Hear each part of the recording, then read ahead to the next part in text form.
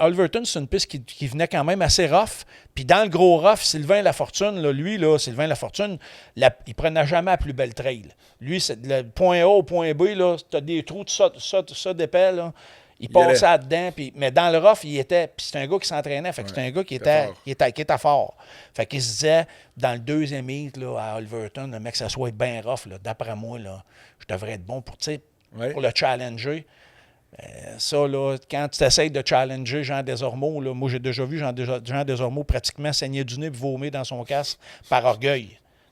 Oui. Fait que là, c'est ça. Là, la course se déroule, puis je te dirais, mi-course, Jean, il a 30 secondes d'avance sur Sylvain Lafortune. Ah oui, il veut 30 montrer. secondes. Mais c'est énorme. Là, il veut y sacrer une volée, tu comprends-tu? Mais la volée du siècle, mais en plus de ça, il veut rajouter l'injure. Le clou dans le cercueil. Écoute, il arrête au bar, puis là, Jeannot, il a toujours une cigarette dans la gueule, fait qu'il arrête au bar, puis il lève son casque, puis il dit à son père, donne-moi une puff. Je te le jure, écoute, ça. Wow. C'est un... Écoute, là, il y a tout le monde qui était alentour. Chris Jeannot, il a donné à Sig, là. Tiens, mon gars. Tiens, il a fait... Il a rebaissé le casque, il a remis ses lunettes, puis il est reparti, puis Lafortune t'as pas passé encore, là. Il a eu le temps d'arrêter, prendre une touche de cigarette, Ouais. Fait que là, écoute, là, ça s'est jasé, mon gars, là. Pour le restant de la journée, de l'insulte à l'injure. Le monde ne parlait que de ça, là, tu sais. Moi, je m'en rappelle, Larson, j'étais là, puis j'avais fait comme, moi aussi, j'avais fait « What the fuck? Il vient-tu vraiment d'arrêter, prendre une puff de top, de repartir? » Parce qu'eux autres, moi, ils m'avaient marqué parce que dans les puits, c'était tout le temps les trois ensemble. T'sais, le père, les deux fils qui couraient avec leur t-shirt d'équipe.